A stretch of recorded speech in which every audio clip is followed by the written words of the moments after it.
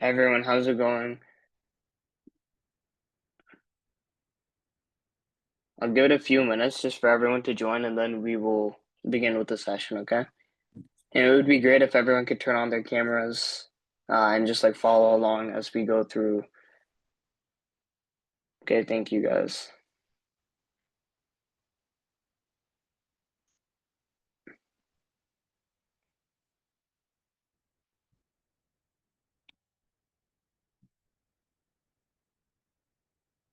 But in the meantime, I'm just gonna wait for everyone to join.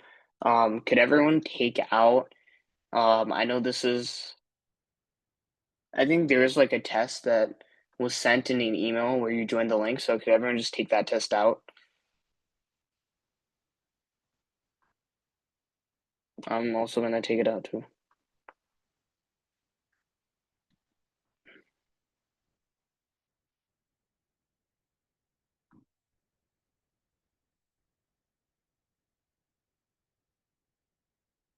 It's like a 2023 specialized high school admissions test. What I'll do is I'm going to send it in the chat if you just don't have access to it. We'll get started in a few minutes. I'm just waiting for everyone to join. In the meantime, everyone just look through this test. We're going to go through the reading sections of this test. So if you have any questions, just look through.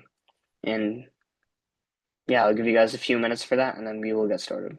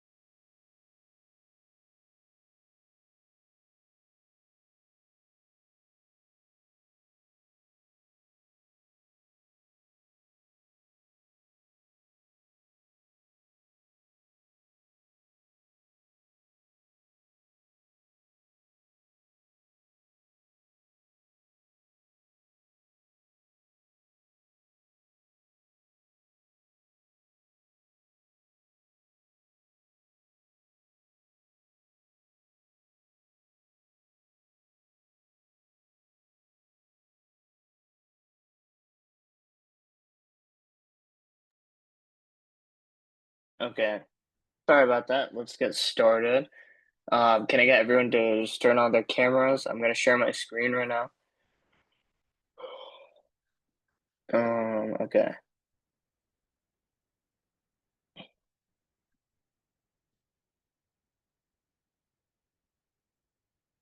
There we go. Could everyone see the screen? I think I just showing my test. So I think this email was sent out to everyone. So welcome everyone to the Kweller Prep Extra Help Sessions. I know everyone here is preparing for the SHSAT. We have like 2.5 weeks for it. So yeah, so we have 4 weekday classes where we're offering free help. So we have 2 hours together. We're gonna spend most of the hour just going through the reading section of this test. Okay. And then once we're done with that, I'll open questions to the floor. Like if you guys have any questions, you want to go through a concept, as a group, we can do that. Okay, does anyone have any questions? Feel free to send me messages in the chat, like a private message, or just raise your hand and you can ask me anything. But yeah, we're gonna get started with reading, revising, editing, review. So someone said, could you send the link, please? Send the link to this, I could. Well, I can't really do that. I can send the link to the test. I'm gonna send the link in the test to the test again in the chat. So you guys can open up this test and follow along. Again, the idea is you guys want to complete this test before we meet. So we're gonna do the reading this time. We're gonna do the math tomorrow. So when we meet tomorrow, we're just gonna go through the math section. So it would be in your best interest to do the math before we meet tomorrow. Okay. Does anyone have any other questions before we begin? I'm gonna do a full test review. I'm gonna walk through the test. Like I would approach it. I don't have like any answer key with me, so I'm just gonna try my best to like stick to it. Hopefully, I get the answers correct. And I guess like some background about myself. I don't know if you saw this, but I went to Stuyvesant. I graduated a few years ago. Currently attending Brown University. And during my SHSAT, I got like a 625, so I'd say I did pretty well. So I think I definitely know a lot of this test inside out. If you ever have any questions or you want tips, once we finish reading review, we'll go through together. And any questions you have, always feel free to ask me in the chat or through email, okay? But now, okay, let's get started with so let's look at the first one. Which revision corrects the error in sentence structure in the passage? So sentence structure in the passage, when I look at sentence structure, I'm also going to annotate. So if you guys want, you can take out notes or you can have the physical test out and just like follow along as we go through it. Going to be as concise as possible. So I see sentence structure. I'm immediately thinking like the mistake here is like sentence sounds incorrect, mistakes in it, something along the lines of that, right? Let me get that color. There we go. So either the sentence is incorrect or there's like mistakes in the sentence. Let's go through each one. The land on Earth has not always been separated into 7 continents. At one time, a massive supercontinent known as Pangaea covered 1/3 of the Earth's surface. So here I see 2 independent clauses, right? The first one is the land of Earth has not always been separated into 7 continents. The second independent clause is here. At one time, a massive supercontinent covered 1/3 of the Earth's surface. So with 2 independent clauses like these, we can't have them in the same sentence. So this comma, which is here, is incorrect. This comma right here is incorrect. What we do instead is when we have 2 independent clauses, we can just use a period. So this fixes to make it a period. We can just split them into 2 sentences. So the answer should just be A. I'm going to say off the bat, but let's go through the other ones just to make sure.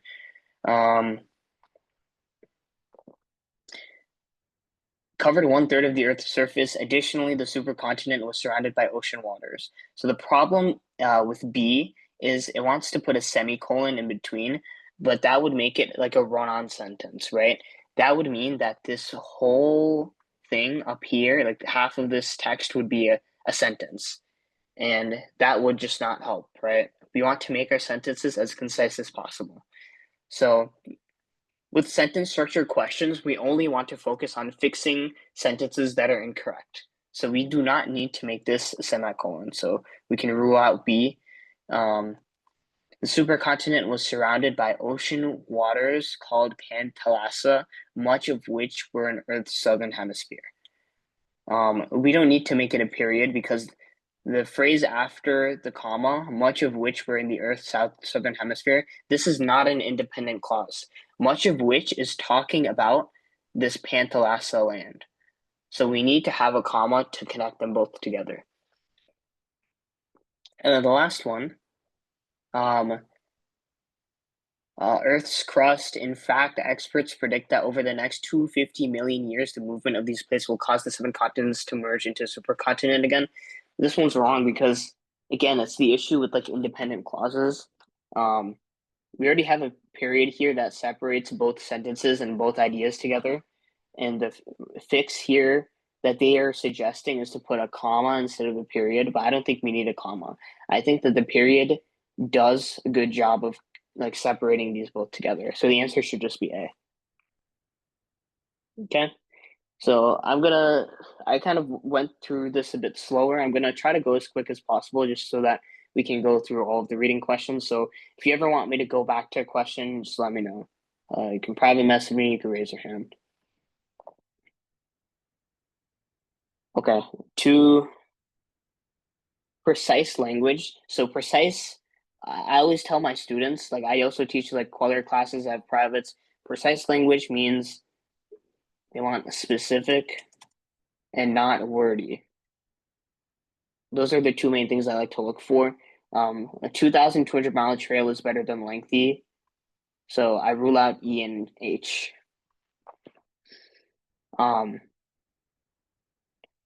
More than 1 million people, 2 million people. 2 million people is more precise. Again, we want to be specific and we don't want to be wordy. 2 million people is more precise. I'm going to choose G. Okay. Let's go to the next question. 3. What is the best way to combine these sentences to clarify the relationship between ideas?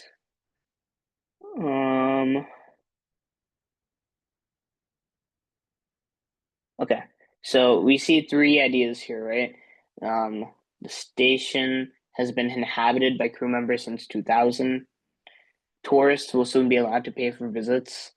And because of the costly amount of the trip, few people will be able to take advantage of the opportunity to have a vacation in outer space. Okay, let's go through each one. So A, space station has been inhabited by crew members since 2000, but tourists will soon be allowed to pay for visits to the space station, which costs 52 to 58 million round trip. So few people will be able to take advantage of the opportunity to have a vacation in outer space. So the problem here is that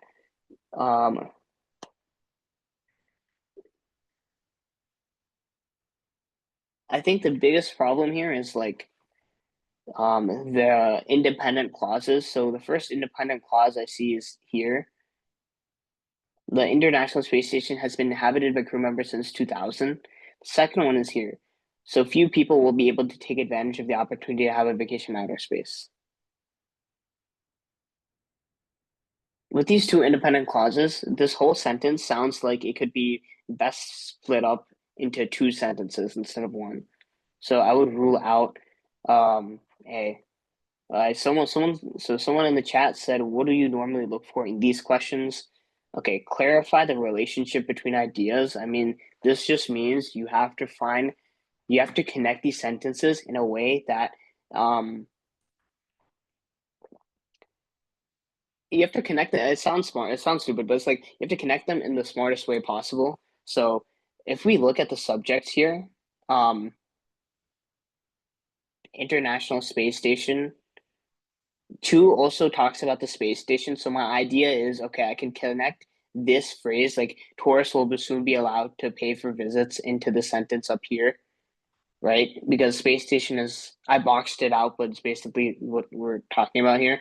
And then the third one, the cost is 52 to 58 million. Few people will be able to take advantage of the opportunity to have a vacation in outer space. So this doesn't have the topic of the space station. But I know that at least for the first two sentences, we could connect them very easily. I can say something like, the International Space Station has been inhabited by crew members since 2000s, and tourists will soon be allowed to pay for visits to this place. I just know that with the first and second sentence, we can connect them together. Okay, I think a few people joined late, so I'm just going to send the link to the packet, I guess this test. Someone said they are all one sentence. Yes, for A, they are all one sentence, but the problem here is we have two conjunction clauses, which we don't like. This is just cluttering up our space here. So we say, but tourists will soon be allowed to pay for visits to the space station. I think one issue is with the word um, but indicates like a contrast with something else happening beforehand. It says it's been inhabited by crew members, but tourists will soon be allowed to pay for visits. We don't use the word but here because there's no contrast before this. The fact that tourists are going to visit the space station isn't contrasted by like crew members living there since 2000. Does that make sense? Um, yeah, so this one's kind of like a tricky one. I would just take a look at the conjunction words that connect these phrases and make sure they're correct. So we can rule out A because the word but doesn't make sense here. There's no contrast with crew members living there in 2000 and tourists soon being able to live there. For B, the word is and. So this is fine so far. The crew members lived there since 2000 and they will allow tourists to pay for visits. This is good. They're talking about the space station. That's the main subject. And they're connecting the two details with the word and. And then they use the word but to say the cost is this much, few people will be able to take advantage. This makes sense, right? I said that tourists can pay for visits, but the visits are too much money. That makes sense, right? The word but here makes sense because that's the logical conclusion here. People can pay for visits, but it's going to cost a lot of money. So the conjunction words are here that are good. So I think B is a possible correct answer. Let's just go through each one. Again, we already said that this word but here doesn't make sense because the fact that the crew members are here since 2000s doesn't mean anything about tourists being able to pay for visits. Therefore, we wouldn't use therefore here. Therefore, when we use the word therefore, we would want to start a new sentence. And since we're combining this all in one sentence, it doesn't make sense to say therefore in the middle. So the answer should just be B. B combines them with the simplest conjunction words. We use the words and we use the words but. Okay. I'm gonna try to go a bit quicker since we have a lot of questions, and I do want to get to your own personal questions too. I think that'll help a lot. So yeah. 4, which edit should be made to correct the sentence? Okay, so this one is there's like a rule that you guys can copy down. I think it's like when you have like two adjectives describing a word before the word. I'm gonna write it down on the board too, so you can just copy it from there. So when you have two adjectives describing a word before the word is said, separate the two adjectives with a comma. So an example, not even this one, but like in general, like let's say like um the the funny smart student was looking for a calculator. Like this doesn't make grammatic sense. I know that the words funny and smart describe the student. Since there are two adjectives describing the word, we would separate them with a comma. So the funny, comma, smart student was looking for a calculator. Someone said, according to your logic, does that mean it would be A? Yes, you are correct. It is A. Well, it's E, yeah, but yeah. Because agile, athletic, Will Chamberlain, these are two words that are describing who he is. Agile means he's like very quick moving. Athletic means like he's an athlete. He's athletic, like, you know. So these are two adjectives describing Will. So we put a comma in between. Yeah. Does that make sense? So I'll let you guys copy this down for a few seconds and then we can move on to the next one.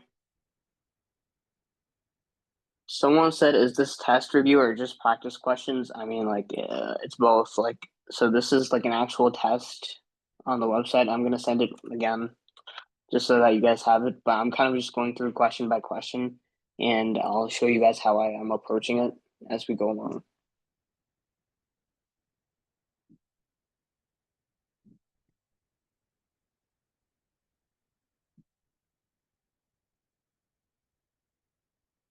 Okay, let's go to the next one. I'm about to clear the screen, so everyone just prepare. Okay, which revision corrects the error in sentence structure in the paragraph? Sentence structure, again, we're looking for sentences that are either, we are looking for like separating independent clauses and putting period instead of a comma, or we're looking to, well, I mean, like here, I see that all the answer choices are putting a period. So we have to just make sure whether or not a sentence needs to be separated by a period or not. So let's go through each part. In 1967, Catherine Switzer signed up for the Boston Marathon using her first and middle initials instead of her full name. At that time, only men were permitted to officially register and receive a number for the legendary race. I know this is an independent clause. I mean, I read it in my head, but I can also grammatically see that. The first part, Catherine Switzer is the subject, she signed up. And then the next part, it says men, which are the subject, were permitted. That's the verb. So since I see a subject and a verb, a subject and a verb make up a sentence, and I see two of them at the same time, so I would want to separate this here. I can put a period here. The first sentence could just talk about Catherine Switzer and how she signed up for the marathon. The second sentence can just talk about how men were permitted to officially register.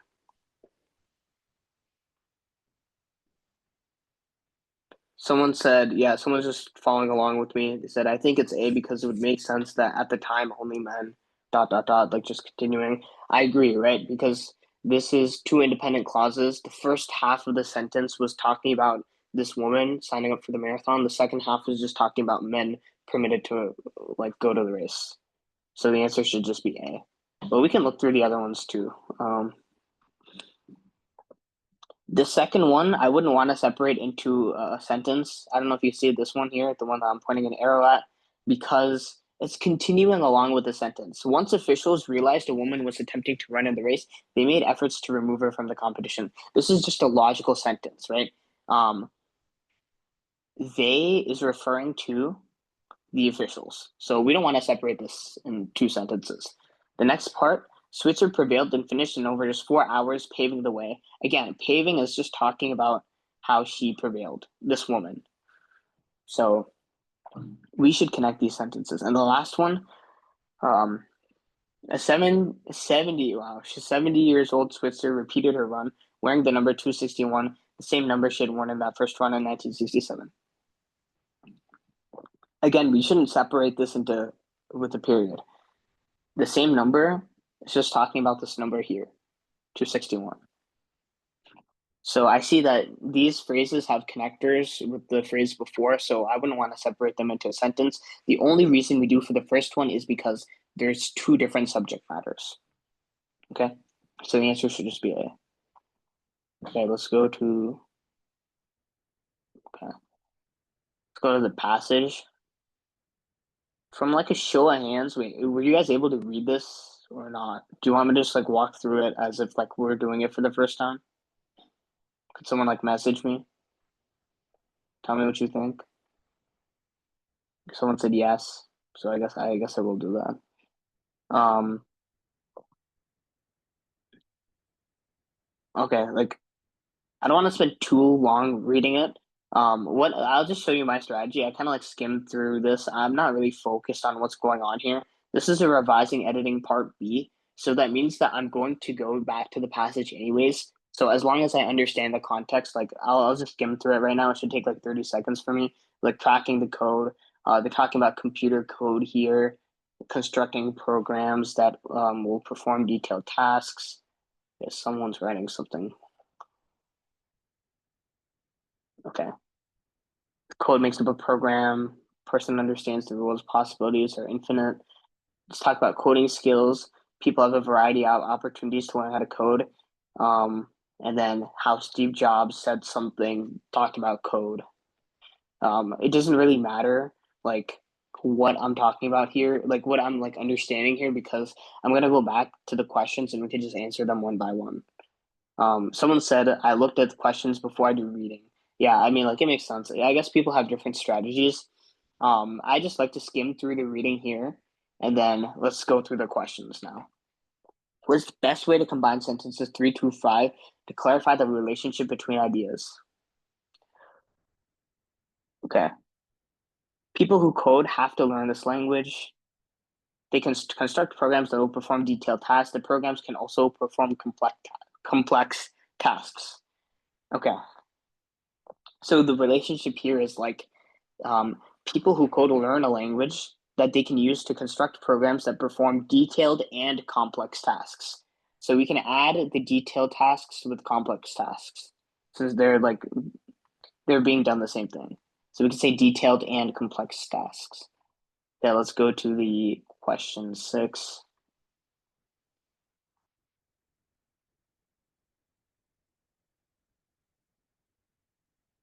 People who have to learn this language because they can construct programs that will perform detailed and complex tasks. Um, the word "and" here is the problem, I think, because it's not detailed and complex tasks. It should be detailed or complex tasks, because we're not saying that people can perform both, but it's more like one or the other. You can't have a task that's both detailed and like. Does that make sense? That's also said here. The pro can also perform complex tasks. It's just giving them the option to do one or the other. So it shouldn't be E because E says and. It could be F. Um, the G is just wordy. When people who code have to learn this language, it is so they can construct programs. We don't need these extra words. It is so and when. We can just say people who code have to learn this language so they can construct. But you see how we're just adding extra words with G. And then H, people who code have to learn this language.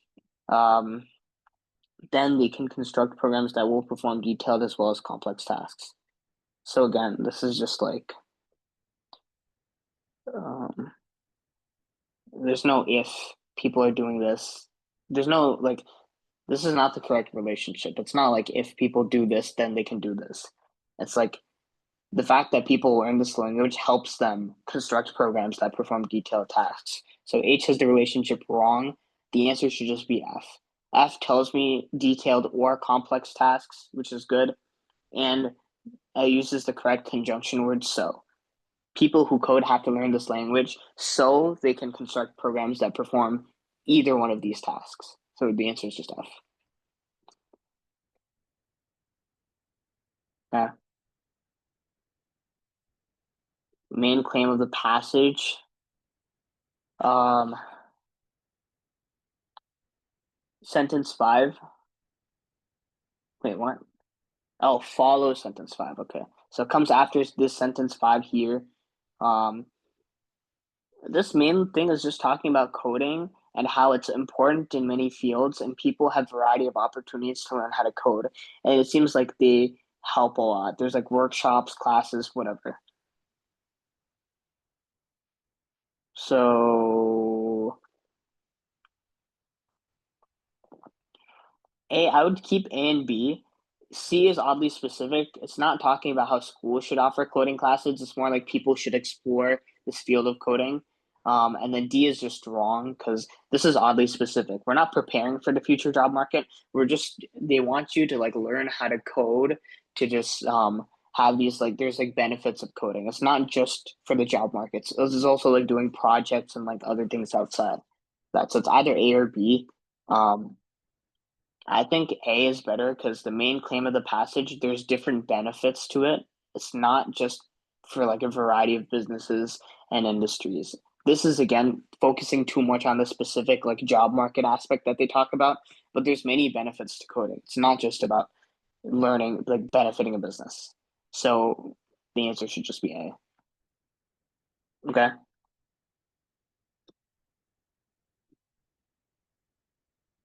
Okay. F. I mean, 8. Which revision of sentence 10 provides the best transition to the argument in the third paragraph? So sentence 8 in the third paragraph. What do they want to do? The best transition to the argument in the third paragraph. So the third paragraph is talking about occupational fields. So if they want to transition to this in sentence 8, they would talk about something about occupational fields. That's just the logic I'm using. Okay, so seems like all of them are doing that, right? All of them talk about occupational fields. So that means we can't rule out anything yet. Let's go through one by one.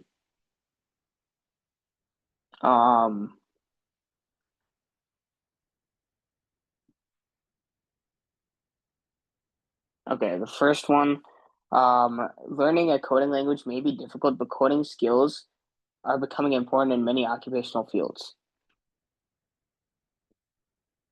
Well, does it ever say it's difficult yet?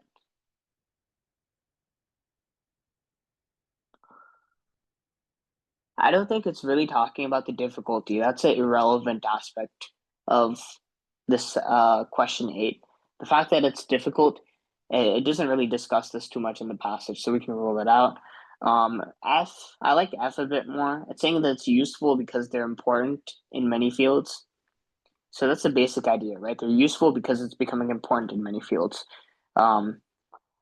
G, again, it doesn't talk about employers yet. We can't just talk about employers in the middle of this paragraph when they don't even mention them. And then H, it's just straying away from the point. This is saying even though programming is its unique field, they're becoming important in many occupational fields. No, we can just say that learning a coding language is useful because these skills are important in fields. We don't need to say, oh, programming is unique, and this uniqueness makes it important. So I think the main idea should just be learning a coding language is useful because these skills are important in many occupational fields. So it should just be F. Okay. Let's go to 9. Okay, best follow sentence 13 and support the ideas in the third paragraph. This is easy. With these questions, the strategy, I guess I can like write a sentence or two about this. It's like if you're following and supporting ideas, what are you looking for? So you just have to go back to the sentence, look at the answer choice that supports it. It's very basically, you just go back to the sentence, they tell you sentence 13, look at the answer choice that supports it. It also go back to sentence 13. So that's, oh wait, sorry, I deleted that. Sentence 13, and then support the ideas is okay. Well,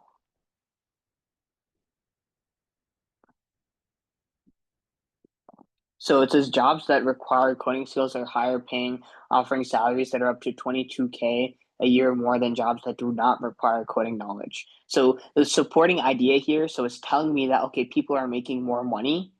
So the supporting idea here would just be to talk more about that. And talk more about how this coding ability is useful. Because sentence 13 is telling me that, okay, people who know how to code are getting paid much more. Okay. So A is a bit, A doesn't really support it too much, although it does say these people make a lot.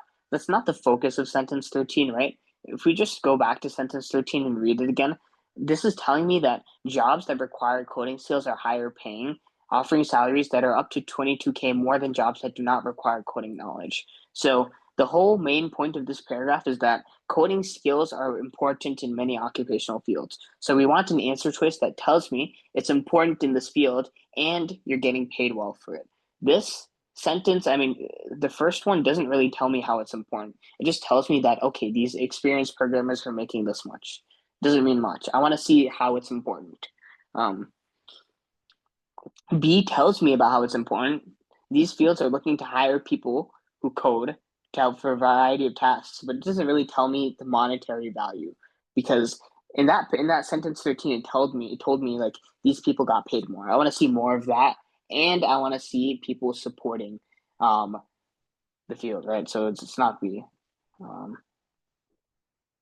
Again, the C is too general. I want to see like more specifically like why they want people with knowledge of basic coding. This is already said in the paragraph before. So I think the answer is D. Wait, let me see why. Okay. Almost half of today's jobs paying more than 58,000 call for some level of coding ability. So two things. One, they tell me that these jobs are paying well. Two, the main point of that paragraph is that coding ability is important in an occupational field. We see that here. These jobs are calling for some level of coding ability. That means that we are placing emphasis on it. Someone said, why do we not look at center of the paragraph? I mean, like, what I like to do is I look at this sentence 13 and I look at the main idea of the third paragraph is always going to be at the start. Like, it's usually always at the start. So if we were to just go back, I'm going to clear my screen. This paragraph, coding skills are becoming important in many occupational fields. We want an answer choice that tells me that it's important in these fields. And sentence 13, we want to follow along.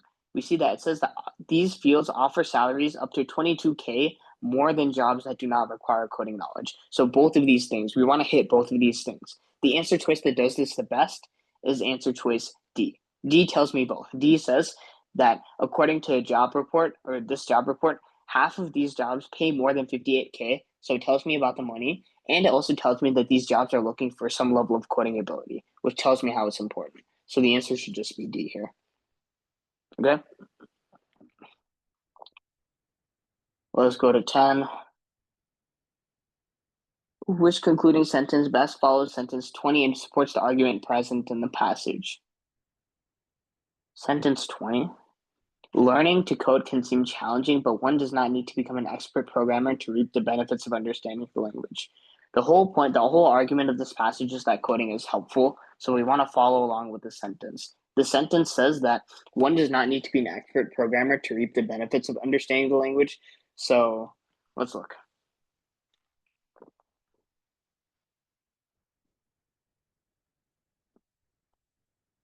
This doesn't follow along because again, they're not just telling me that there's high paying benefits. That's not the whole thing. They just want to show that there is just general benefits to sentence 20. Again, let's go back to sentence 20 and understand what it's saying. Sentence 20 is saying that you don't need to be an expert programmer. But answer choice A is saying high paying job. So it seems like you need to be expert. We don't want this idea here. So we can rule that out. F says by understanding basic concepts, people can participate in an increasingly digital job market. I like this a bit more because instead of saying, oh, you need to be an expert, you need to get this high paying job, it just tells us we need to know basic coding concepts. And then we can participate in this digital job market. That's good. Let's look through the rest first, though. Students who want to secure a high paying job in the tech. Okay, this is awfully specific. I don't think this is the best support to the argument of the passage. Because the whole point was you don't have to be proficient in coding. You don't have to be like an expert. Today's students should begin to write their own computer programs. This is irrelevant to the passage. It never tells me in the passage, oh, like you should write your own programs. So the best answer here, I think, is F. Okay. Okay. Let's go to the next one. I'm sorry. I know it's a lot of yapping from my end, but it's kind of like I just kind of want to go through each answer choice and like try to help you guys the best. Yeah, I think maybe one thing that'll help. Why don't we read this passage for a few minutes? So if you already read it, just read it again. If not, please take like a few minutes just to read this passage. I'll give you guys like 4 minutes maybe, and then we'll answer the questions just so that these questions make more sense.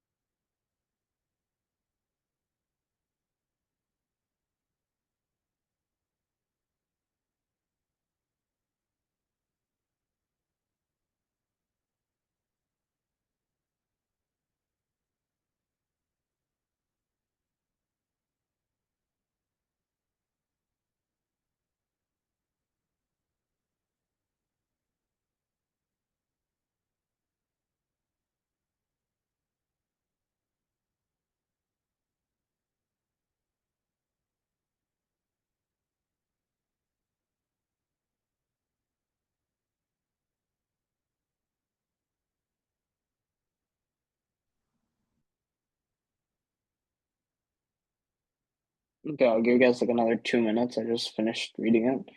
And then I'll kind of just like annotate through and tell you what I understand about it, and then we can answer.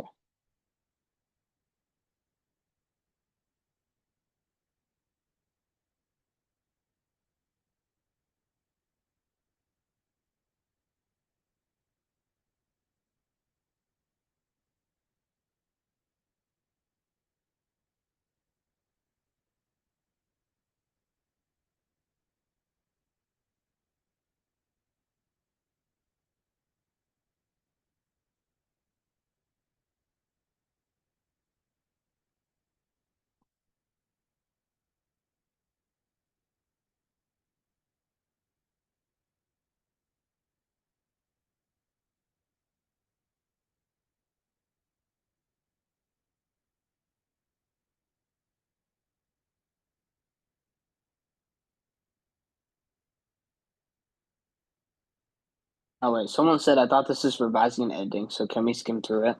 Wait, I look, you didn't even know that. This is surprising. I think like on your actual test, you won't get two passages for revising and editing. It should only be one with like a bunch of questions. So this is a bit interesting. Not realize this was revising and editing. So yeah, let's go through this together right now. First part is just talking about like the history and how there's like different types of self-defense. So, I mean, I'm not the biggest like annotator, but what I would do with questions like these, especially because I know you guys are taking this digitally, I maybe like write down some notes. Like first paragraph, I would do this, and I'd say like, I'd put an arrow down here, and I'd just say like history, types of martial arts. That's what's really being talked about here. Wait, why can I? Okay. Second one, it tells me like qualities that everyone should have and how students are rewarded. So I'm kind of looking at like student rewarded. I'm not using too many words to describe what's going on, kind of just getting the main idea. Here it's talking more about teenagers and how they progress through.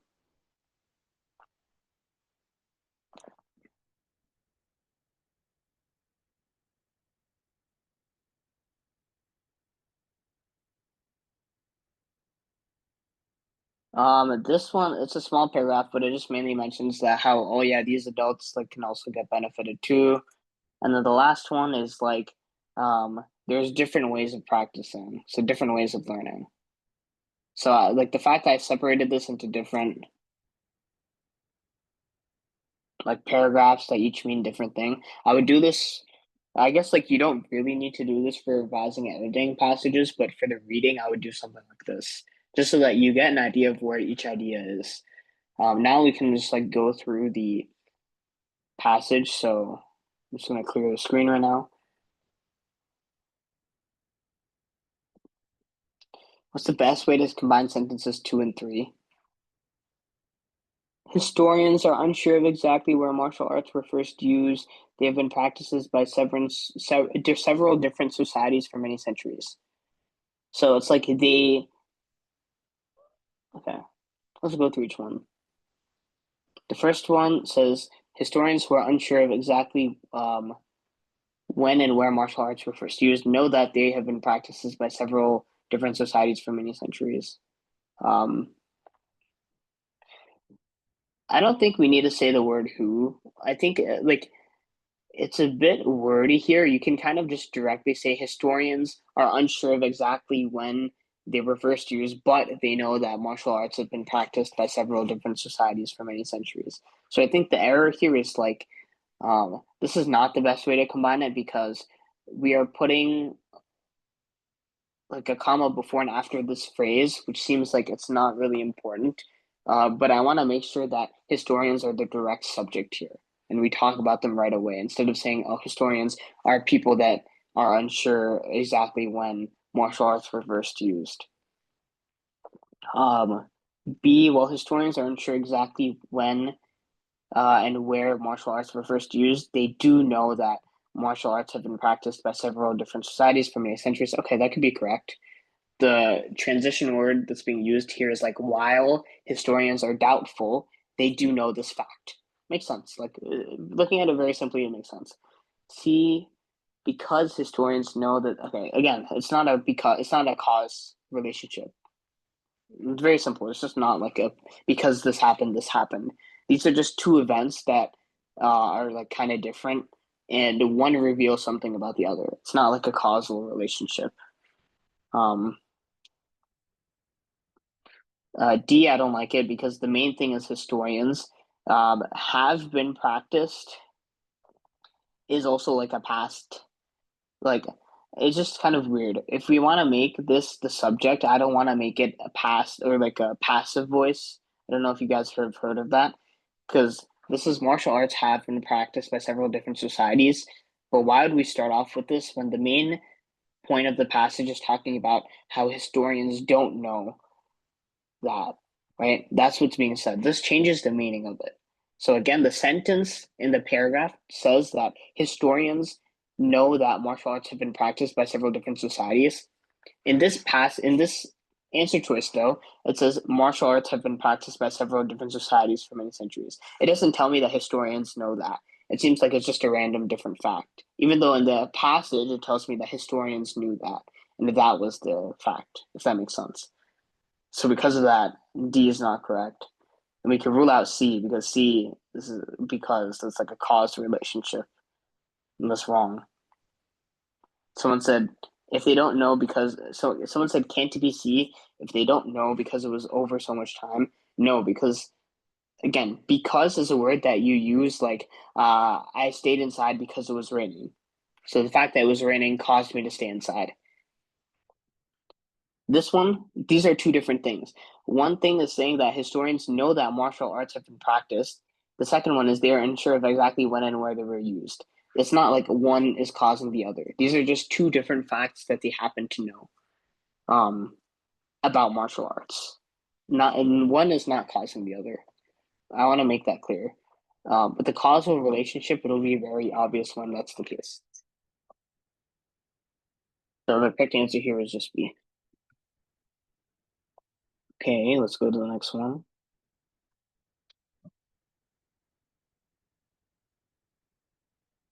Where should sentence 10 be moved to improve the organization of the second paragraph? Well, let me just pull this up.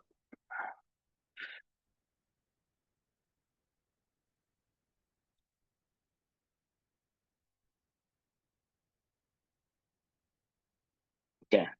Where should sentence 10 be moved? Okay, so either the beginning, between after 6, after 7, or after 8. That's basically what's being said here.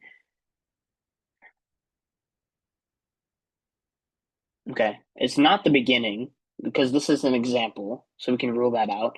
Discipline, focus, and respect are important qualities for everyone to have. This doesn't show those qualities being used. So it's not after 6. Let's look at 7. However, for most people, these qualities are innate. They must be learned and practiced. It's also not after 7 because it doesn't tell me like where people are practicing, how they're developing the skills. This is still not the best sentence. I think it should be the one after 8 because that's the last one. But like the study of martial arts can provide an opportunity to develop these skills. And this is an example of this. I want to see where they develop the skills. And sentence 10 tells me, for example, students learn the skill of discipline by diligently practicing moves, whatever. But it's kind of like this example is connected with that. So yeah, the answer should be D.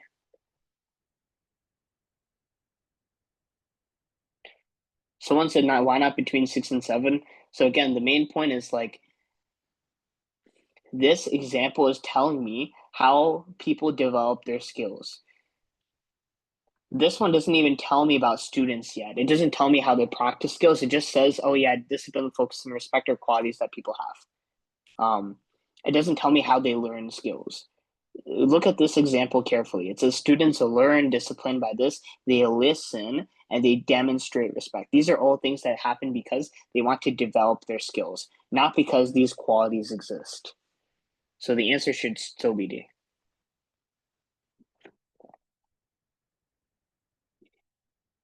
Okay, let's go to the next one. 13, which revision of sentence 12 base maintains the formal style established in the passage. The revision of sentence 12, and it has to be formal. So for teenagers, it's a safe and structured environment for gaining physical skills, building confidence, enjoying community. 12 is informal. I mean, I could tell you this. It says a lot of teens go through hard situations as they try to do well in school and life. That sounds like it sounds very informal. It sounds like a student wrote it, not like someone who's actually understanding martial arts. So let's look at the answer choices and see which one makes the most sense. Formal style means quite literally, I mean, this is kind of obvious. When I think of formal style, you just think no informal words. That's kind of the automatic idea. Put up with difficult things, that's informal. Do well in life is also like an informal phrase.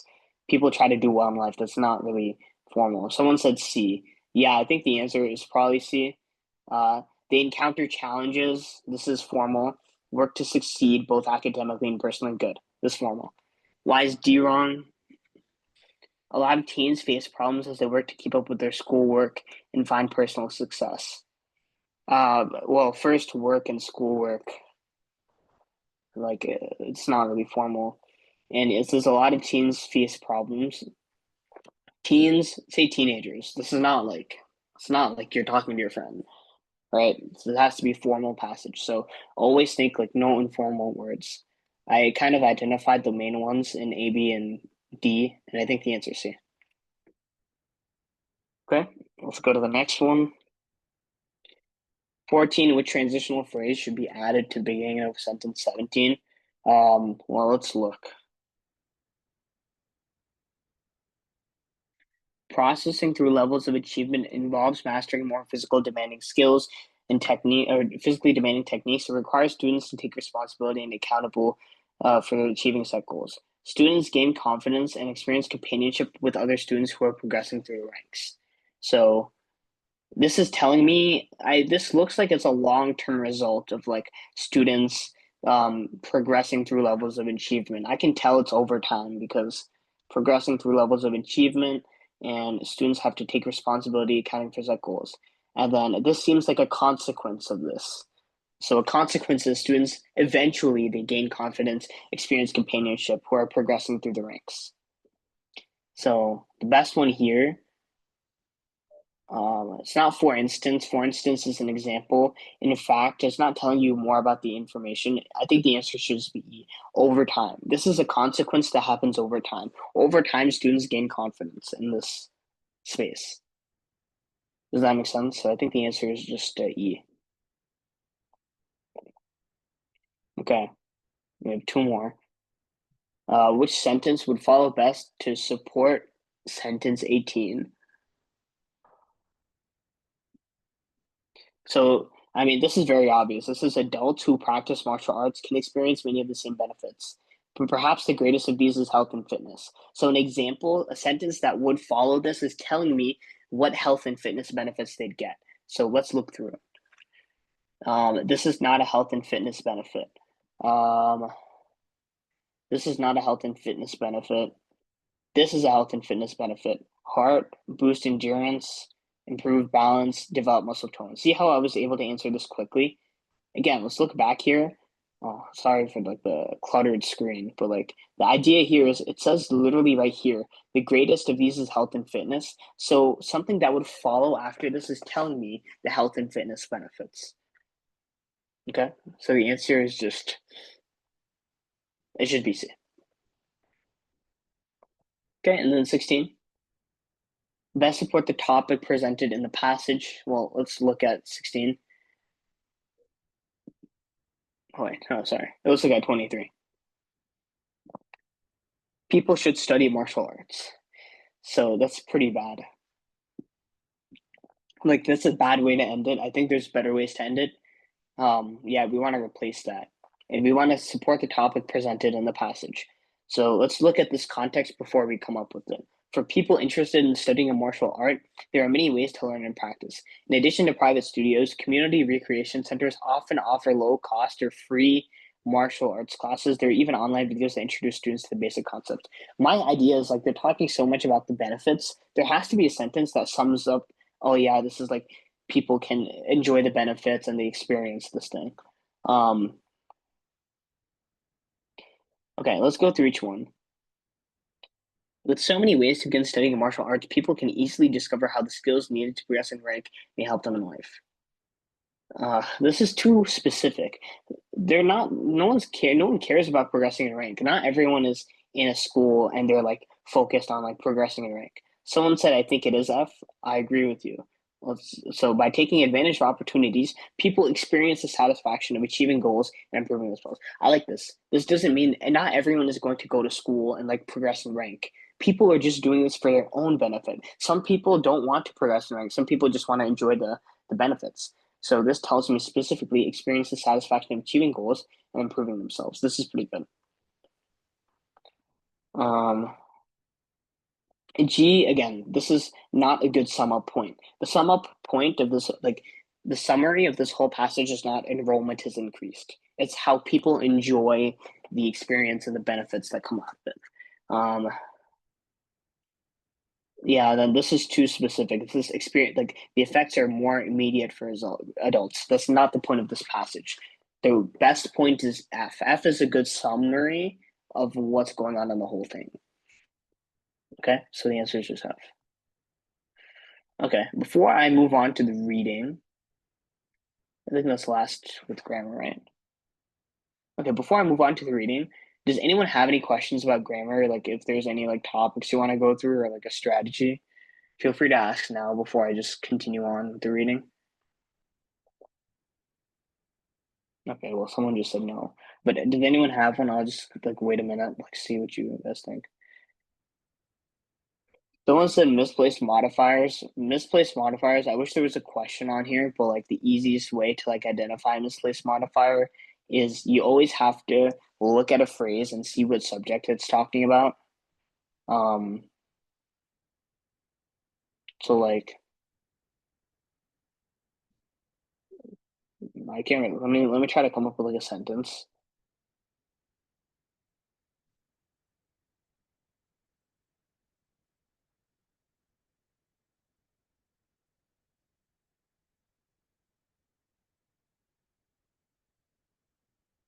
Um,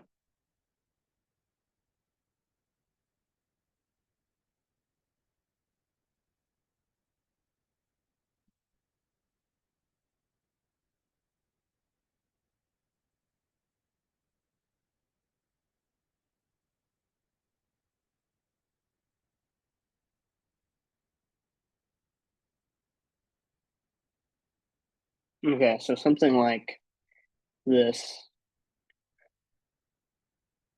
Running towards the lake, the trees were swaying in the wind.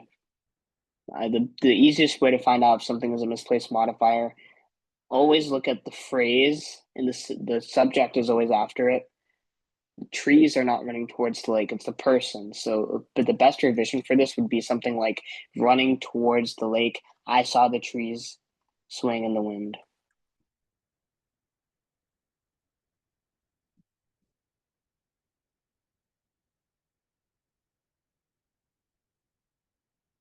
Something like this. And then you just do the same thing. The best formula is just look at the phrase and then you look at the subject after, and it should be the same. Oh, yeah, extended that a bit too quick, but like it's just here.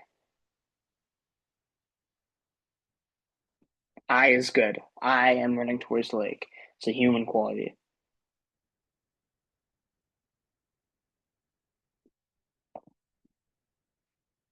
Okay. So a few questions. Yeah, this is okay. So this is a definition of a misplaced I guess a definition of a misplaced modifier is misplaced modifier phrase is modifying the incorrect subject. Modifying means telling me more about a subject. So here it's modifying the wrong subject because it's saying the trees are running towards the worst towards the lake. Someone said, what is the difference between a dangling modifier and a misplaced modifier? I think in the SHSAT purposes, it's the same thing. When you see dangling modifier and misplaced modifier, it just means the same thing. Okay. Um,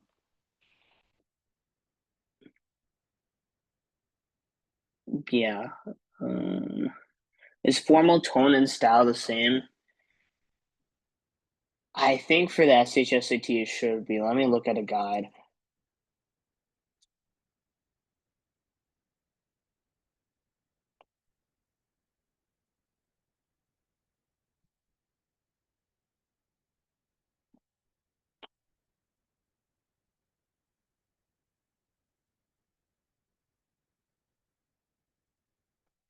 Okay, I guess it's somewhat different. Let me write it out. So misplaced modifier stuff, I'll keep up for like 30 more seconds. I'm just gonna write tone out. Tone is like, uh, wait, why can't I edit that? It's just author's attitude. Style is like writing techniques. So formal tone means the author is being respectful. Formal style is the author is using respectful writing techniques. So author's attitude is being respectful. That means they're not talking bad about a situation. They're treating everyone with respect. But formal style looks like a scientific research paper where they're just like talking about stuff, right? And they're not like using informal words or phrases. Does that like difference make sense?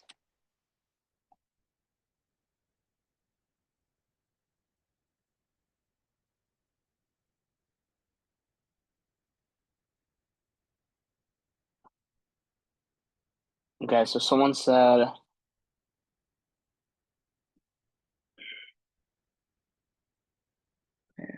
what is the best strategy for solving punctuation questions? Uh, I like to read it aloud. That's really like what I do. Like you read the sentence aloud in your head and see what you're thinking. So as you read it aloud, you'll see whether or not like there has to be a period before something, or there has to be like a stop here, there has to be a comma, semicolon, whatever. So I think the best strategy is just to read it aloud. What's the difference between a colon, semicolon, and grammar? Um, I guess like for as like a formal guide, I can go over it next time.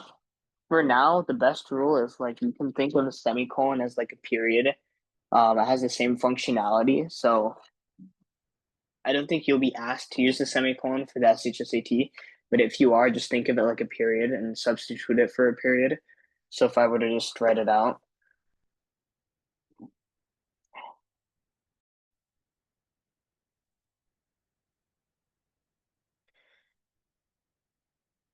I guess like a simple tip is like you can use semicolon and period interchangeably. So like if you're ever confused, the semicolon just separates two independent clauses. It's the same functionality as a period. That's like the best way I can explain it. And a colon is used to like explain a list or an example. So like for example, like mm, something like this. I just found this phrase, but I think it's pretty helpful to show. You'll need the following ingredients, and then it tells you the ingredients you need. So colons are used to like explain examples or lists.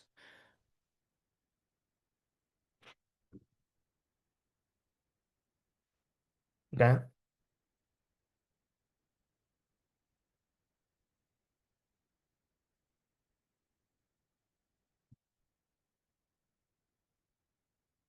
Okay. What's the best way to answer these types of questions? I think you mean misplaced modifier, because I guess that's what I was talking about then. I think the best way to answer these types of questions for misplaced modifier is like you have to always figure out what the phrase is and what the subject is. So after there is a phrase in a sentence, the subject after will be like, for example, like the question 16 that we're looking at right now, I see this phrase here that's a comma, and then we see a subject right after. With so many ways to begin studying martial arts, this should be talking about people. And this is correct, right? People have so many ways of beginning studying martial arts. So always look at that, right? Um, what is the difference between, oh, okay, no, we answered that. What is the difference between mood and tone? I guess like tone, we already talked about how the author thinks about the subject. Mood is like the feeling that the reader gets from reading the author's thing. So the tone is like how the author is talking about something. Mood is how we feel when we read the author's writing. Does that make sense to whoever answered it, asked it? I think that's the best way to describe it. Um,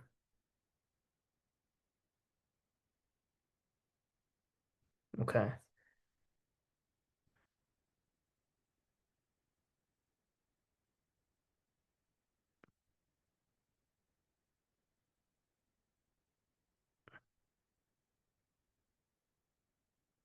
Okay. And then someone said, "What is the rule for whom to whom? It always trips me up." Loki, I get you. I have like this written down somewhere. Let me just pull it up. It's like basically whom versus whom. I've seen it before. Um, hold up, let me find it.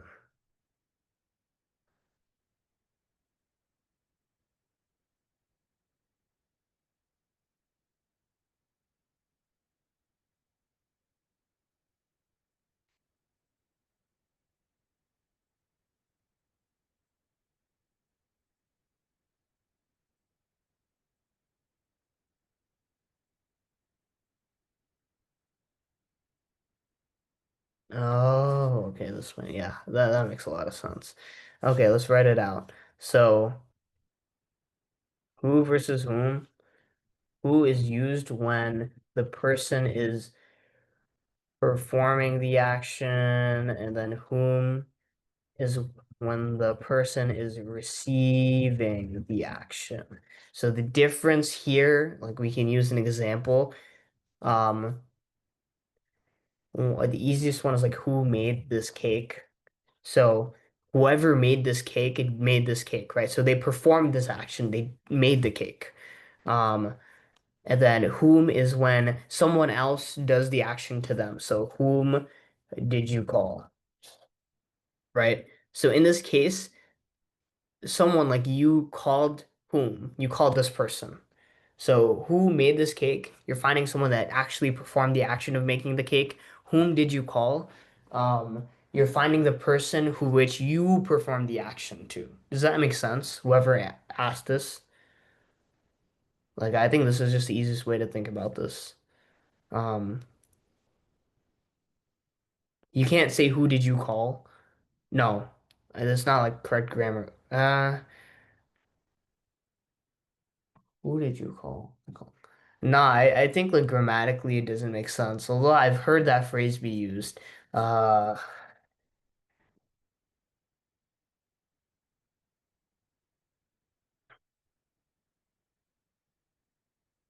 yeah, I think this is just like informal. Like it's something that we say a lot, but I think that it's informal.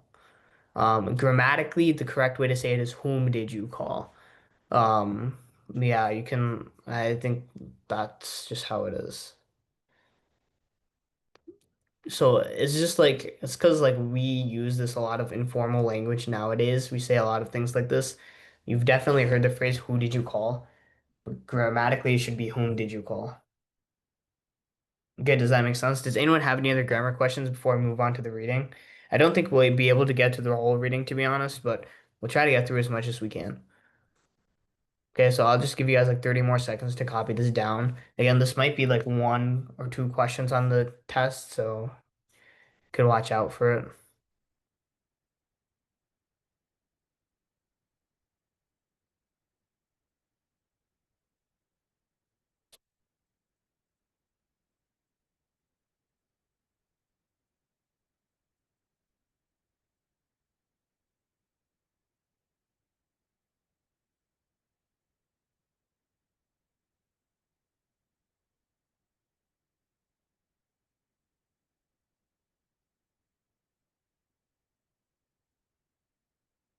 Okay, let's go.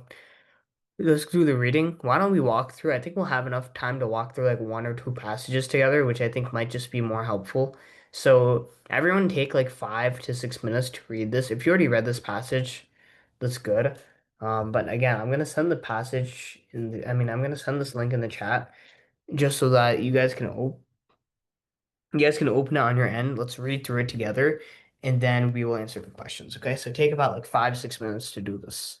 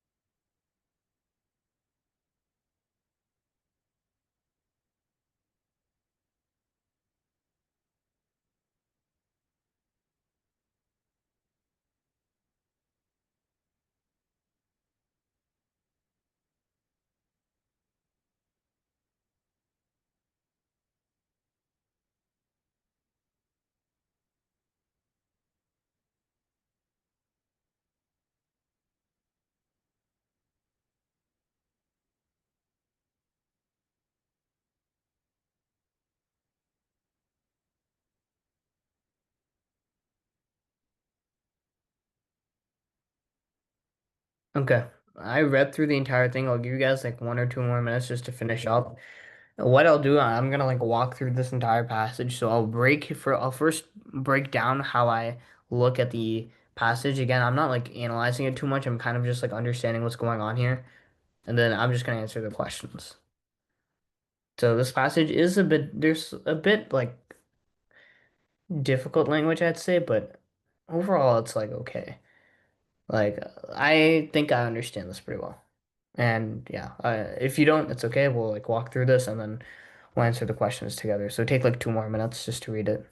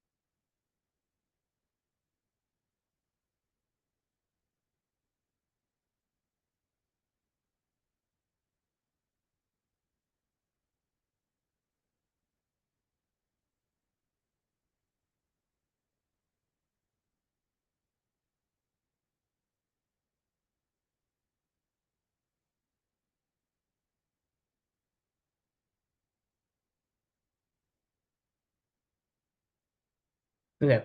Why don't we walk through this together? I'll tell you what I think about this and how I'm looking at this, and then we can answer this. So it seems like this is an excerpt from some type of story telling me how like the Egyptian scribe system is working, how people are scribes. And again, if you don't know what a scribe is, it's someone who writes down what's going on. Um, it's more so like people used it a long time ago. We still have scribes today, like medical scribes. If you ever go to the doctor and you see like someone's just writing down what the doctor is telling you, it's a scribe. But here we see scribe has to do with literacy. So the first, again, we use this basic strategy of annotating. It's the easiest way to understand what's going on. If you're having trouble with knowing what's going on in the passage, I always encourage you to annotate because annotating helps not just you, but it also helps me understand where each piece of information is in the passage and what's going on. So like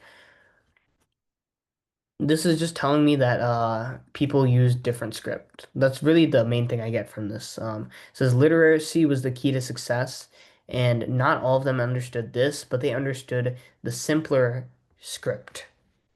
So scribes understood easy script. That's kind of the idea that I'm getting. Move this here. Okay.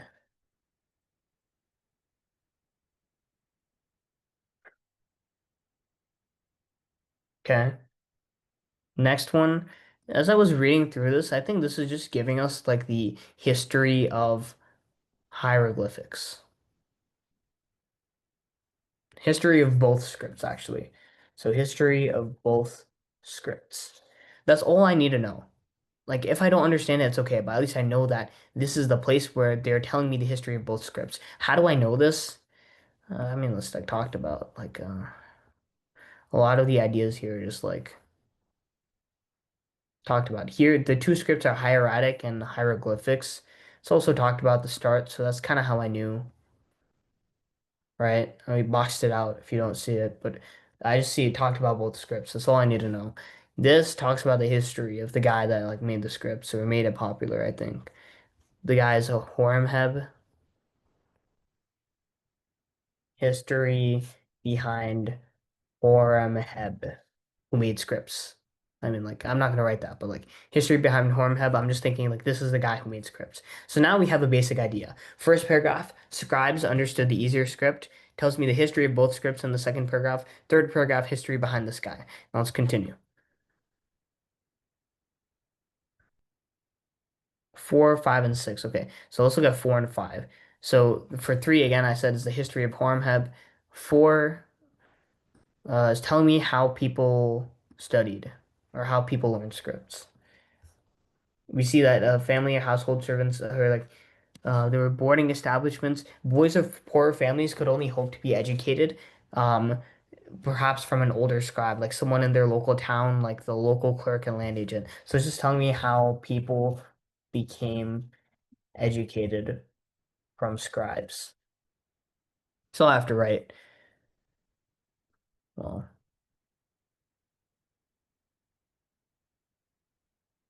yeah. 5, um, scribal education began with just the elementary principles of the hieratic script, the lowliest scribes. Okay, and then it's just telling me how students practiced work. So this paragraph 4 is telling me how people became educated from scribes. Paragraph 5 is telling me more specifically how students are studying from this. So what I would write, like students studying work. Okay, 6. Um, 6 just tells me like what do you call everyday writing purposes, but it also tells me like professions. So like so everyday life and how professions use scribes or professions that scribes are in. So everyday life tells me that one part where it's just talking about like um how they use like this dictionary for everyday writing purposes. The professions that they talk about, well, just like looking at it, I see they well, talk about government officials, priests, lawyers, doctors, lawyers, tax asserters. Do you see how they're just like all mentioned here? So I know this is the paragraph that talks about professions. Great. Now that I like separated each thing, when I answer the question, I'll know exactly where to find the piece of evidence. And I think like this is just what makes me so good at reading. Is like once I know where everything is in the reading section. Oh, I guess they also have a social class structure, so they might ask a question about this. Probably will. Um, but anyways, what makes me so good with reading is like once I know each section where the information is, all you have to do is just go back to it. Let's look at 17. There were different levels of education for a scribe. This one we don't even need to go back to the passage. We just need to understand what they're saying. Different levels of education for a scribe. So an answer choice that would be correct shows me the different levels. Um,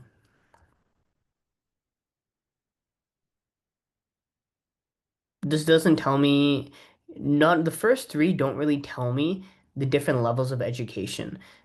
Why? Well, let's look at the first one. Not all Egyptian scribes understood hieroglyphs. It doesn't tell me education level. B, it tells me that they used an easier script, but this is not education level. Um, C is not specific enough. Apprentices to help at home while learning. Again, it doesn't show me the different education levels. And D is the most specific one. It's a profession, and it tells me that, oh, if you want to like pursue these high professions, you need to train for a lot more years. This is a harder job. It takes you more years, so this is a higher level job.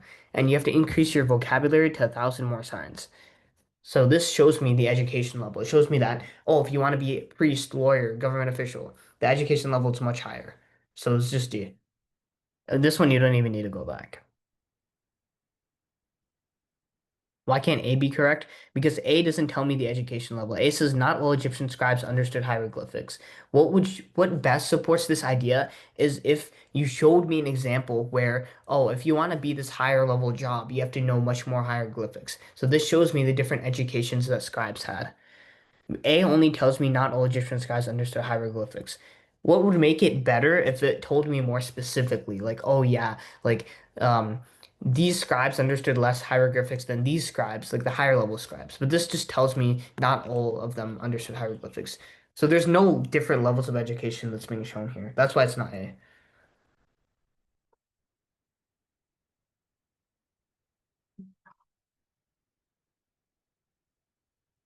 Okay, let's go to the next one. The author's purpose for including this sentence is to, okay, so this one I also don't like, I don't think you really need to go back. Just kind of need to understand what's going on here. I'm gonna use a different color. Okay. Both ideograms and phonograms. So these are just two writing techniques, I think, or like the scribe techniques. The writing system was used in formal inscriptions on tomb and temple walls as well as on elaborate funerary papyri. So this is just telling me that this writing system is used everywhere. First, it tells me like the like different features of it, I guess, or different aspects of it. Second, it tells me where it was used. It was used in temple walls, tombs, and funeral papyri. Royal and religious purposes. That's not the reason why the author included it. The first part of the sentence doesn't even talk about royal and religious purposes. It kind of just directly tells you about what is in a hieroglyphic. Methods they use to interpret? No, this is not methods used to interpret. These are aspects of hieroglyphics. Like ideograms and phonograms are part of hieroglyphics. Because look, it says the writing system included both ideograms and phonograms. If you just read the sentence, right, it says the writing system included both of these. So it's not like used to identify.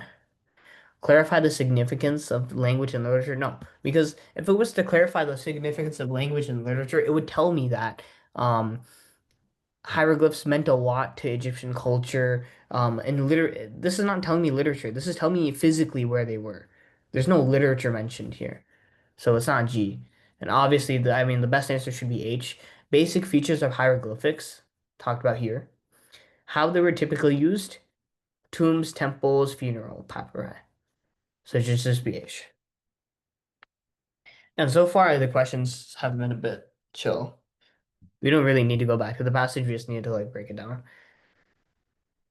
Okay, let's go to 19.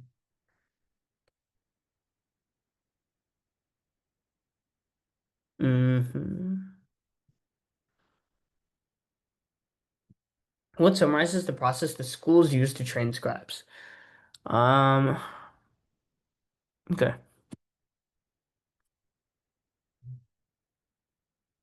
What's the best summary? I can rule out some.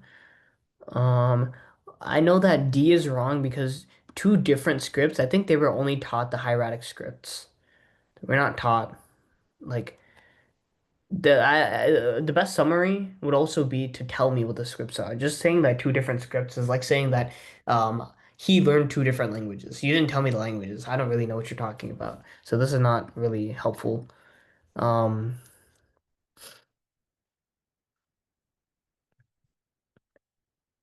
the process that schools use to transcribe, C doesn't do well on this. C is first ambiguous, 5 or 6 years, and then the second part is they don't even tell me what's going on in these 5 or 6 years other than learning the basics. They tell me after this period they could become apprentices. This is not the processes that schools use to transcribes. The process that schools use to transcribes tells me about how they train students, how students learned about this. Okay? So this C is wrong.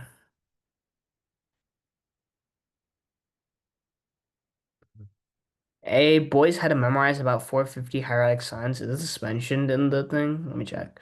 So again, we ruled out C and D. I just want to go back to the passage. I just want to see whether or not it's correct.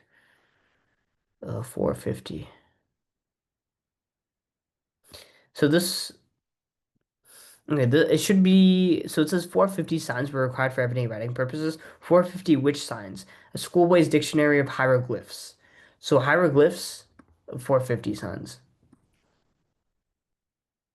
And this, the problem here is I think the passage mentioned 450 hieratic signs. So it got the type of the sign wrong. Um, so I think it shouldn't be A because of this. And then we ruled out C and D. B seems like the most correct. They spend at least 5 years. This is better than saying 5 or 6 years. It's more precise. At least 5 years, 5 or 6 years mean the same thing, but at least 5 years means, oh, it could be five or it could be more, right? At least means five or more. So they spent five or more learning hieratic signs. This is correct. They learned hieratic signs. They practiced by copying texts. Um, During this period, they were also introduced to basic hieroglyphics. This is true. Yeah, that's what the passage says, right? They were introduced to basic hieroglyphics as well. So I think B is the best answer choice. You want to choose to find the best summary, always use like the most precise language and always fact check what's going on as in terms of the details. Okay. Okay, let's go to the next one, 20. What claim is best supported by the information presented in paragraphs 304? Um, EFGH. Okay. 3 and 4. So what was happening in 3 and 4? Like I said, I know that 3 talks about Horemheb and how he was a good example of an educated Egyptian. He had to wait a few years, but he achieved the pinnacle of the year. He was the last king, and he made dramatic reforms. And this was the reason why he was able to succeed is because of his scribal background. So 3 is telling me about this guy. 4 is telling me about how education was in general society. Um, so now let's look at what the best answer choice is. For 20, education was difficult for the common citizens of Egyptians. I mean, I agree with this, but I don't think this is like this is telling me so this is not supported by paragraph 3. Paragraph 3 is not supporting this idea that oh, education is difficult. So E is wrong. F, once students began studying to become scribes, their future held more possibilities. This is, I think this is supported in both, because in paragraph 4, it's telling me that these students would study a lot and they would, their boarding establishments, and the student was not contributing to the family's income. This means that they spent a lot of time studying, right? And once students began studying, their future held more possibilities. How is this supported by paragraphs 3 and 4? Well, paragraph 3 literally talks about a guy who much of his success was due to scribal background. So it shows that if you study a lot in the scribal background and you try to become a scribe, this will help you in your future possibilities. And the example is paragraph 3, this guy. So I'm gonna say F is like the best answer choice for now. Let's look at each one. If someone wanted to become a scribe, support from outside sources was necessary. This is not the best supported by 3 because we don't know what outside sources supported him. It just says middle ranking parents, but it doesn't really show any support in the third paragraph. Becoming a successful scribe required a student's family to sacrifice. Again, the emphasis in paragraph 3 and 4 is not that, oh yeah, a student's family has to spend a lot of time and money. We don't even see this with the original guy who became the last king, right? It doesn't really specify whether or not his family sacrificed time and money. So we can rule this out. So the best one we're left with is F. Once students began studying to become scribes, their future held more possibilities. Okay, let's go to the next one. I think there's a few more. Okay, three more. Okay, hieratic script was particularly valuable because let's look at how it affects the government. Where would this be? Well, let's think. I know it would be this first part kind of just tells me the differences, so it wouldn't be here. This tells me about Horemheb, the guy who was able to use his scribal background to become king. Wouldn't be here. Um, would it be here? This tells me about education. Um, government departments supported schools where boys commenced their training at 6 or 7, sometimes earlier. We're looking for hieratic script was valuable in a bureaucratic environment. Mm, let's look. Not really. Let's see. So we're looking for how it's valuable. Let me look through the just to start.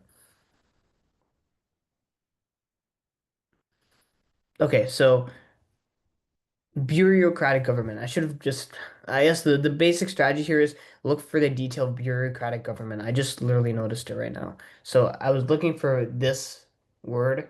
I found it in this first paragraph. It said that hieratic script was used in everyday documents generated by the bureaucracy. This is probably the only location where it talks about bureaucracy or bureaucratic government. They're like the same thing. So why was it valuable? Because it shows that they used it in everyday documents. So this should just be, yeah, it should just be A. The other ones could be correct, but you see how this is like stated more specifically that bureaucratic government made it valuable, and it was valuable because it produced large amounts of documentation. It's the logic. I like went back. So it's kind of like the logic. Okay. Does that make sense to everyone? So I think the answer should just be A. If there's any other answer choice that you're thinking about, let me know. 22, the diagram after paragraph 6 best provides additional support for the topic of the excerpt. Why is it not looking? Okay, the diagram after paragraph 6. Again, I knew there was going to be a diagram passage. They don't just include this for any reason. What does this show? Different structures of people in different classes. Mm,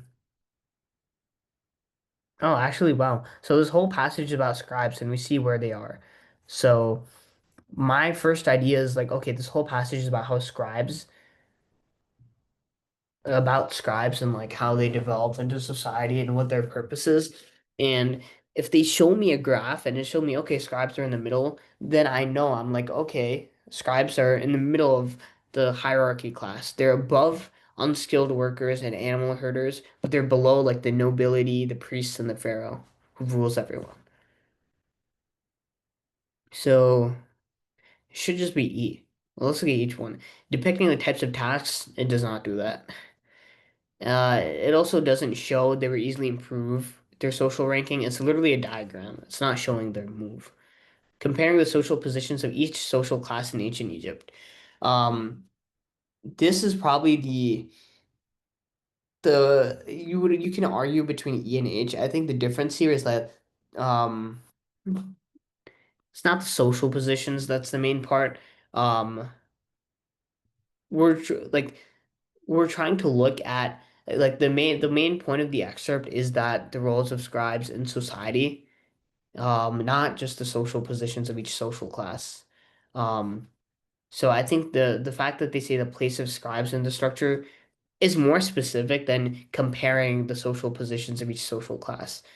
Does that make sense? So the correct answer should just be E. I think E and H are kind of like or H is like a distractor answer choice. But more specifically, like when I look at the graph, I'm thinking, okay, it's like where the scribes are placed in the social structure. Um, yeah. Okay, let's go to the next one, 23. Based on the excerpt, which statement will the author most strongly agree with?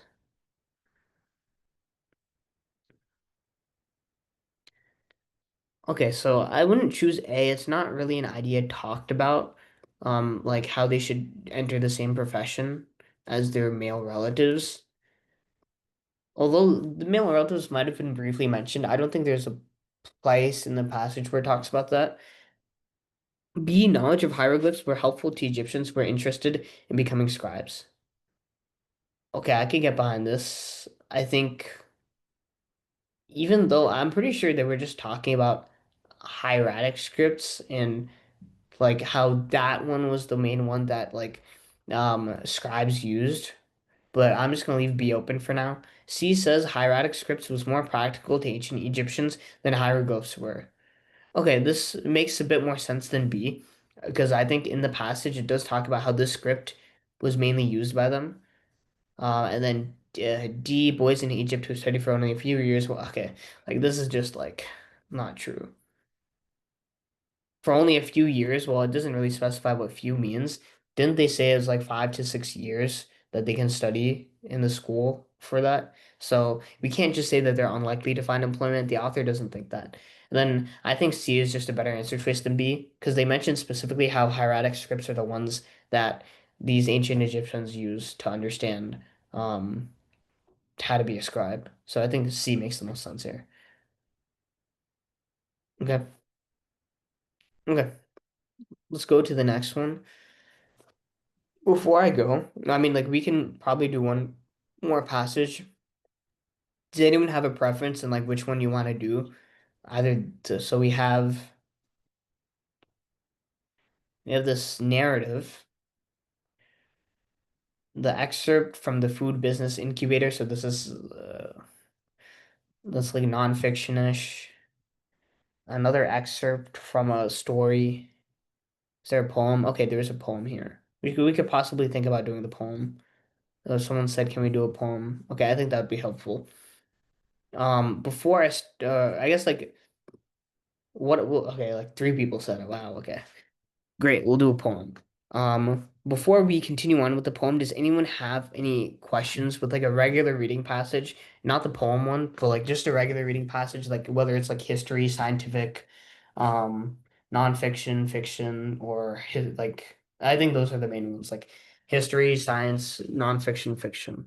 Does anyone have any like general questions or like strategies that you want to go over for those? Or any questions you have with those? We can go over those before we'll end off with the poem.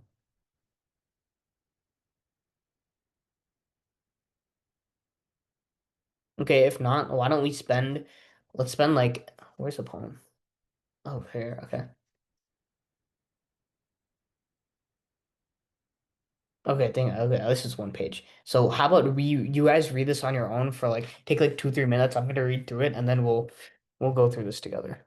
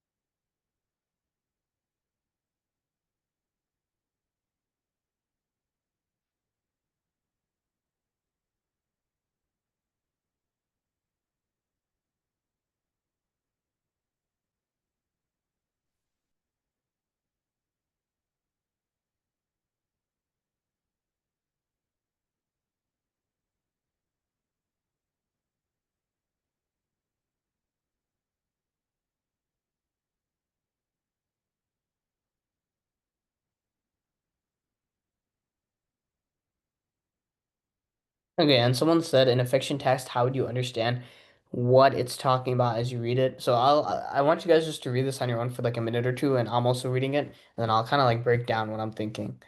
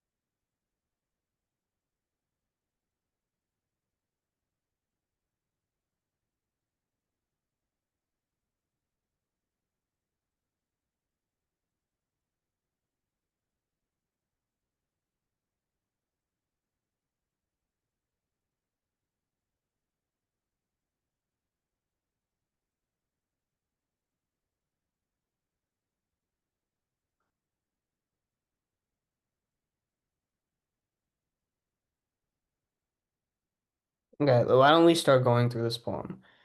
So I'll be honest, like whenever I go through poems, obviously I don't 100% understand what each word means, but I think I do a really good job of like understanding like the progression. As long as you understand what's going on in each paragraph, I think you'll be set. So like, let's go through each like part, and then we'll answer the questions. And now when the branches were beginning to be heavy, it was the time when they had said, "This is the beginning of summer." So the shrilling of the frogs was not so shrill as in the first weeks after broken winter. Okay. So this is just like I from this I just get that there's a cycle of life. Like winter, what is it? Fall, winter, spring, summer, and just a cycle. So when you see that the branches are heavy, it's the beginning of summer. The shrilling of the frogs, shrilling is like the noise they make. So it was not so shrill as in the first weeks after the broken winter. So the frogs were not screaming so loud or like cold, I guess. That's the idea, right? After the broken winter. The birds took their hops in zigzags, a bit more anxious. A home is a home, worms are worms. So it tells me how the birds are reacting to this. These are all just like reactions to the beginning of summer. I'm gonna like box the time period and then like circle the different like animals. So birds, frogs, worms. Worms are worms, like worms are just the same. Um, the yellow spreads of the dandelions and buttercups reach across the green pastures. So now that it's the beginning of summer, these like foliage, not just foliage, it's like plants and like nature spreading. Dandelions, buttercups, these are flowers, green pastures. Tiwi and tiwi came on the breezes. So a breeze is like the wind. The grackles chuckled their syllables, chuzzled their syllables. What? I think it's like the breeze is making a noise or something like that. It was the leaves with the strong, soft wind over them that talked most of all and said more than any others, though speaking the fewest words. Okay, so they're talking about leaves. If they talked most of all and said more than any others, and they spoke the fewest words, this is because leaves can actually speak. So I think what's happening is a lot of leaves are moving around in the summer, um, because of the gust of wind, I guess, right? So a lot of leaves are moving around in nature, but they're not actually saying any words because leaves can't speak. They trickled out of the gaunt nowhere of winter, out on the gray, hungry branches. This is true. They trickled out of nowhere because winter meant like all the leaves were like gone, and now they just come out of nowhere. The leaves on the branches beginning to be heavy. Who said this is the beginning of summer? So that's the whole point. This is the beginning of summer. This paragraph is telling me how different animals are reacting to the beginning of summer. We shall never blame the birds who come, where the river and the road make the grand crossing and talk there, sitting in circles, talking bird talk. So birds are talking. That's very easy to understand, but what are they talking about? If they ask in their circles as to who is here and who is not here and who used to be here, that's a good indication. Now that I know they're talking about who used to be here, who is not here, who is here, who used to be here means who was here last summer. So this is just the cycle of life, right? Every time there's a cycle of life, if there's some bird that wasn't here, that means they died or something like they passed away, right? This is just the cycle of life. Things come and things go. So we see that birds are talking about this. They're talking about, oh, who's here this time, who isn't here. Then they know that they passed, right? Instead of counting up last year as against this year, they count up this year as against next year. So they're looking at the next year. They're looking at the comparison. They're having their bird chatter about who is here this year and who won't be here next year. So this means instead of comparing last year to this year, the birds are saying, oh, who's not going to be here next year? Who's not going to make it past the summer? Who's going to die before that? So I think that's the idea. We shall never blame the birds. I don't know why they say this. I think the idea is just like we shall never blame the birds because this is just how life is. Like the birds will always talk about like what is going to happen and what's not going to happen to these like different things. The last stanza, if I have put your face among leaf faces, child. So this means whoever is narrating this poem is talking to a child. If I put your faces among leaf faces, or if I put your voice among bird voices, blame me no more than the blue jays. Honestly, I don't even understand what that means. Let me think. Blame me no more than the Blue Jays. So if I put your face among leaf faces and put your voice among bird voices, blame me nor okay. I'm gonna hold off on this meaning. I think the main thing that's revealed in this stanza is like the author is making some sort of a joke with the child. Or saying like this, it's like it kind of looks, it kind of feels like it's like a literary phrase that they're saying to the child. Um, but they're actually, it seems like whoever's narrating it is talking to a child. So that's the idea that I get. Okay, now let's go through the things. Which idea from the second stanza do the lines help develop for 44? So it's not H or F. I would be thinking between E and G. They're not preparing for a future. They're not, it's not the spring, it's the summer, right? Um, they took their hops and zigzag a little more anxiously. Um,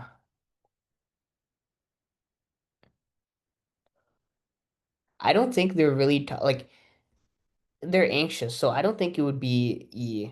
I know a lot of people might think E. It says they're eager for the return of warmer months, but it says they're taking their zigzags a little more anxious.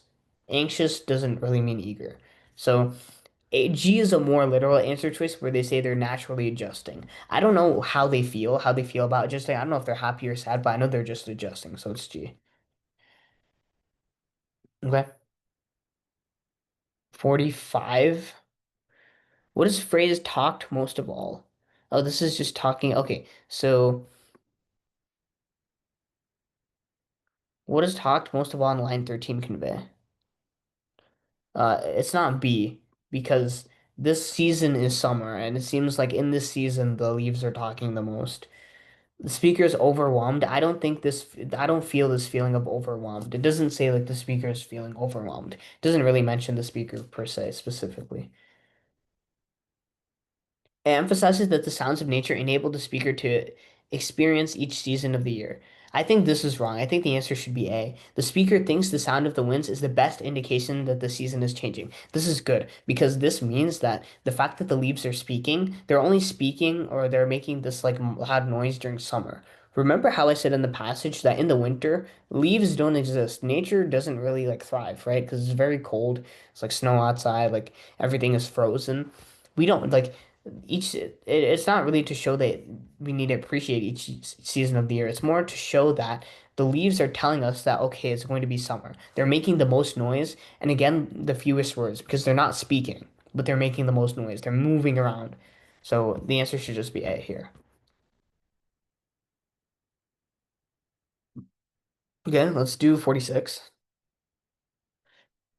How does the repetition of this is the beginning of summer? Okay. Um,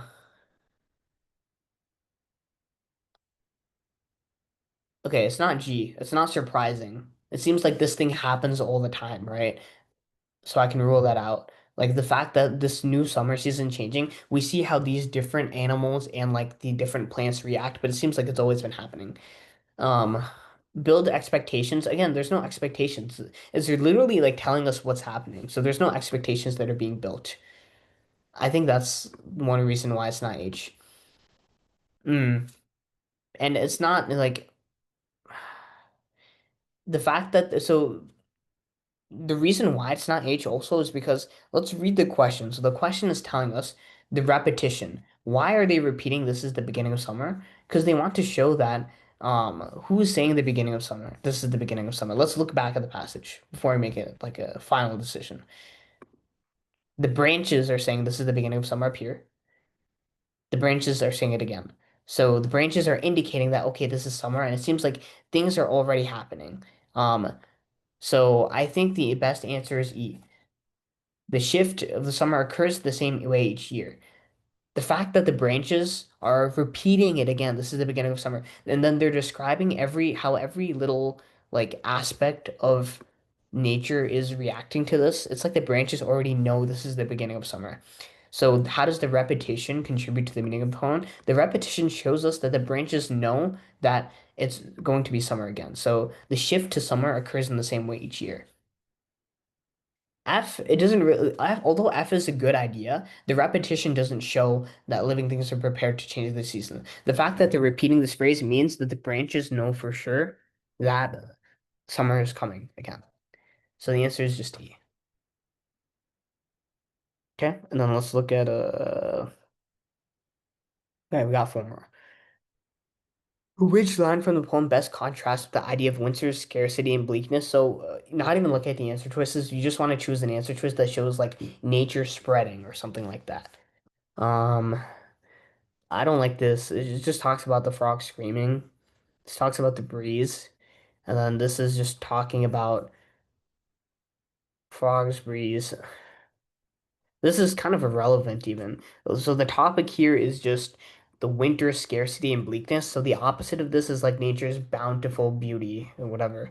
So the yellow spreads of the dandelion and buttercups. This is the actual nature. So this is not bleak. This is how they're reaching across the green pastures. So the answer is just B here. Okay, and then let's look at 48. How does line 23 to 28 contribute to the central idea of the poem? 23 to 28 are when I think it's when the birds are talking to each other. 23 to 28. So this part here. The birds are talking to each other and they're saying, "Oh yeah, who was here, who's not here from last year?" And then they're talking about, "Oh, who's not going to be here next year." So the birds are just talking about the cycle of life. Like, "Oh, who's going to be here, who's not going to be here." So again, let's look through the answer choices. Wait, oh. Oh, okay, yeah, 48.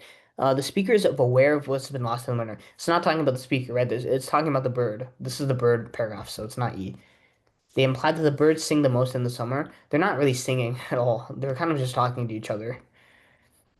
G, yeah, this is true. The birds know that they're subject to the cycles of nature. That's why they're talking about who is here and who is not.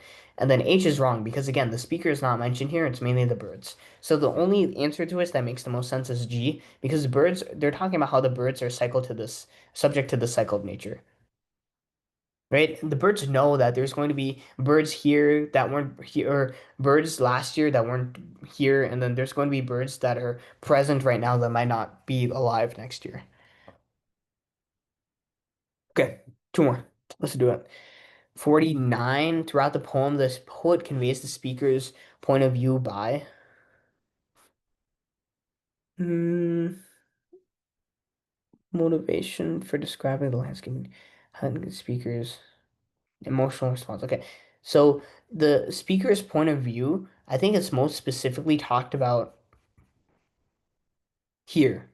Or it's like brought, we're like kind of like brought back to reality here. If I put your face among leaves, child, it's like he's telling his child a story, or he's telling his child like how the summer is coming. So it's not gradually moving the speaker's attention from one element to another, because we know that at the end of the poem, the speaker is talking to his child and he's talking about this like change of like this cycle of life with nature. B, providing the motivation. We don't even know the motivation. What is the speaker's motivation? Like, you can, like, that's not really talked about specifically. Is there motivation to, like, want to document nature, to, like, explain it, like, to someone? Not really. We don't know their motivation, so I can't say it's B. Highlighting the emotional response. There's no emotional response from the speaker. It kind of seems like more like a reflective poem. Like the speaker is kind of just talking about what's happening in these cycles of life to nature. And D is probably the best. Let's read it. Shifting the speaker's focus from external observations to personal reflection. External observations, so the first two, right? The first two stanzas. The first stanza, looking at how summer is affecting nature again. The second stanza talks about how the birds are talking and the speaker might just be viewing them. But the main focus is just the birds are talking to themselves about like how the seasons are changing. And then personal reflection. When the we see that at the end when the speaker says something to the child. So D makes the most sense here. And just to end us off, 50 over the course of the poem, a central idea is mainly developed through I mean, this should make the most sense. Eager anticipation as winter ends. There's no eager anticipation of the speaker. We don't know what the speaker is thinking eagerly. We know how people are reacting with it. Um, F and G make the most sense. Description of the changes in nature, that's true. Observation of the bird's behavior. I think the problem here is this is only mentioned in one stanza. I like the F better because description of changes in nature tell like the observation of birds' behavior is included in that. The changes in nature are not just the birds, but it's also like the actual landscape, how the like nature is expanding. So the answer should just be F. And then H, prediction of future alterations, that's not really talked about. We don't know what people are thinking there, so the answer should just be F. Okay. So it's 7. You guys can feel free to leave. Just to clarify, so someone said why is 47 not A? I mean 49 not A? Because this is not what he's doing at the end. This is what he's doing at the first stanza of the poem, but then at the end of the poem, it sounds like he's having this reflection with the child. He's actually telling the story to the child. It's like we're kind of like brought back to reality, and he's talking to this child about this thing. So the first two stanzas are about the external observations, and then the last stanza is just the personal reflection he's having with the child. So that's why it's not A. A would make sense if it was just the first two. And then someone said in a fiction and poem text, how would you understand what it's talking about as you read it? Like, I guess the best way is like practice, to be honest. So I know you only have like 2 weeks before, but the best way is just to practice a lot. Um, Keep reading on your own time. I feel like something that helped me a lot when I was your age. Like I used to read a lot of stories, like and just like short stories. Um, as you keep practicing, you'll be able to answer it the best. Okay, someone said, can you give us more tips for poems? I can send it through email or I can talk about it next time. I know we're running a bit out of time, but again, the best tips for poems is like if you want to I think if you're a Kweller student and you were given a textbook, there's definitely like a poems chapter, so you can like read through that. Some more tips for poems is kind of just like practice understanding figurative language, tone, mood, theme, the message, and then just like practicing. Once you get those literary strategies, they should get easier. Someone said, what's the answer for 50? The answer for 50, I think, is F, description of the changes in nature as the seasons transition. Okay, so we'll end here. Again, we'll meet again tomorrow, 5 to 7. I want you guys to do the math before you meet. And yeah, we'll start again. So thank you everyone for coming. I'll see you guys tomorrow. Take care.